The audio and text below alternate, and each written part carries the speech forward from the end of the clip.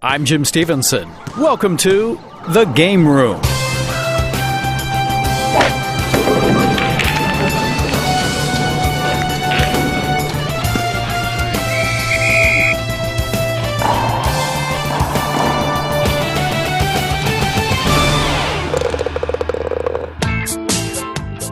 It was a great day Sunday for 28-year-old Australian golfer Jason Day.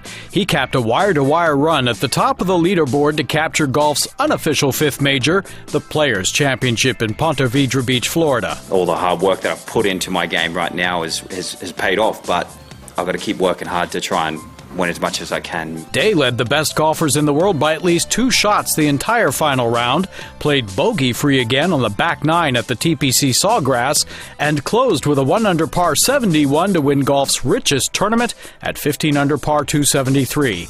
Day pocketing $1.89 million and worth as much to him as his number 1 ranking. This is exactly where I want to be, and I want to try and stay here as long as I can, while I can, because nothing beats this feeling. Kevin Chappell was second, 4 shots back, but don't feel so bad for him. He's a winner too, with a payday of $1.134 million. On the European Tour, it's Korea's Junhung Wang celebrating for a second straight week. This time, he took a one-shot victory over 3 other players in the Afro-Asia Bank Mauritius Open. I cannot still believe that I won 2 weeks in a row, and I'm so exciting right now. I got a big present now, so I'm really happy.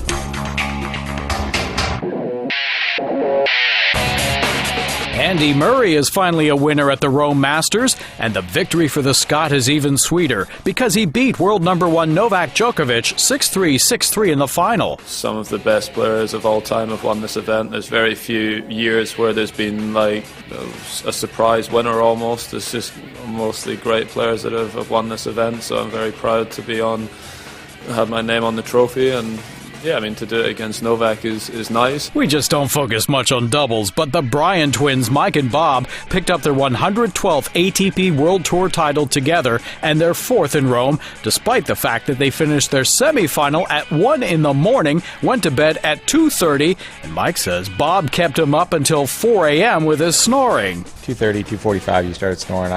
We drank so much coffee last night for that late match that I was wired. So, we came out a little slow.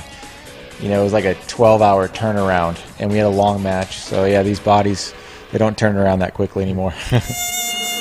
80 days to go. There's a lot of buzz at the Rio Olympics, literally, as mosquitoes carrying the Zika virus are posing a health threat to the more than 500,000 athletes and visitors ready to descend on Brazil. But infectious diseases expert Sanjaya Senanayake of the Australian National University says calling off the games at this point is unreasonable. I think what it comes down to is there is a risk of taking Zika back to your own country, and people have to make an individual risk assessment. The World Health Organization says travelers to the Olympic Games in Rio should take precautions against mosquitoes, and pregnant women should consult with their doctors.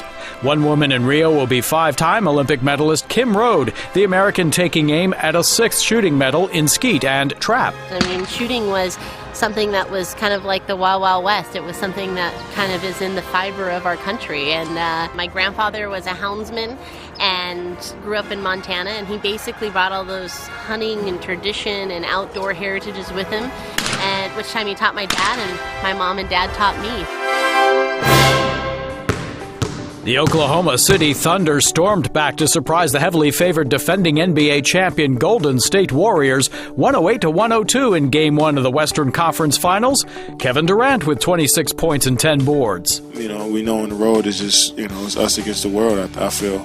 Just the guys on the bench versus everybody in the arena. So, I can't keep saying enough. We just got to keep playing, keep fighting. The Cavaliers down the Raptors 115-84 in Game 1 of their series. Congrats to Sidney Crosby, the Pittsburgh Penguins captain, netting an overtime goal to even their NHL playoff series with the Tampa Bay Lightning at 1-1. The St. Louis Blues and the San Jose Sharks also even at 1 game each. The series winners skating for the Stanley Cup. thanks to all of our early Twitter followers at VOA Game Room. You're in the front seat for a great ride ahead. A big shout out to number 22 for the NHL's Carolina Hurricanes at Zach Boychuk. And by the way, that's the number I always used to wear. Soccer analyst at _Kelly_Connolly. Wimbledon Australian Open analyst Craig O'Shaughnessy at Brian Game Tennis. And at Danny Allen Walsh, Liverpool, Broncos, and San Francisco Giants fan. Hey, the game room is huge. Bring all your friends.